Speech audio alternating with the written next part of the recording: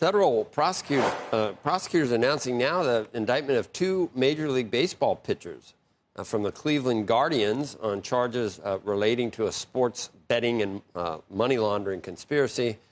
Emmanuel Clace, I'm not sure it's Clace or Class A, and Luis Ortiz allegedly took bribes as part of a scheme to rig bets on pitches thrown during games. Can you imagine betting on an individual pitch? The indictment says that the players agreed with their co-conspirators in advance on specific pitches that they would throw. Then those individuals used that information to place fraudulent bets.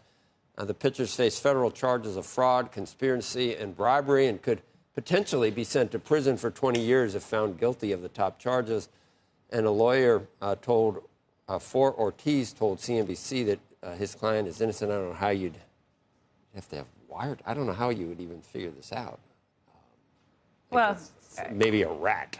Someone would have to. I mean, my guess is RICO. There may be some, if they're investigating it. People know. I mean, people that are involved would know. So that's where. But this is.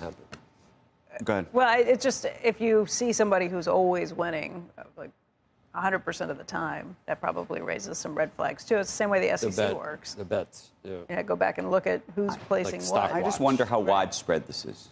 Because you do have this massive ecosystem in all these professional sports leagues now with people who, by the way, have not taken, different training courses. I mean, maybe they've had some kind of training courses, but not the way even Wall Street people do. And even in Wall Street, there's all sorts of shenanigans going on. And so I just wonder whether we're, this is like the tip of the iceberg, that there's a lot more underneath here. This is going to be probably every league. The idea that you can place bets on individual pitches. Well, you got your phone where you can place your bets. You got all these applications. That's what I'm saying. There's just but you can bet on an individual pitch. Right. You can bet on whether someone gets walked. It's not the same as being able to throw a game. Right. It's to throw a pitch or to shoot a basket or to make a call if you're a referee. No, there's a million different. Right. Because you can bet on all And so these then the question is, if you limit those things, so let's say you're the commissioner of one of these leagues, the first thing they should and do. you say, you can't, we're not allowing FanDuel or all of these different sites to do this kind of stuff, to make these kind of bets.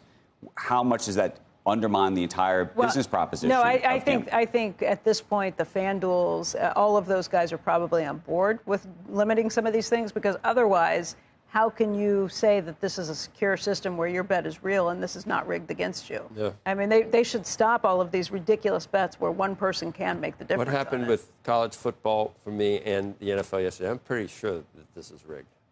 Pretty darn sure that because I'm losing almost every single. It looks rigged. Look, there are I'm not kidding. Crazy. I'll show you my bets from Saturday and Sunday. I believe you. You tell me this is not rigged. You tell me. I mean, I believe that you think people can't lose 10 straight bets unless you're really. Have you ever been to a blackjack table with me? Yeah. Blackjack's just horrible. The feeling you get too, especially if you have a little success. I know it'll really. And you think you can master it. Right. I swore off of that 30 or 40 years. I can remember the day after I had been back to the combination of a debit card and an ATM in a casino is a terrible. Yeah.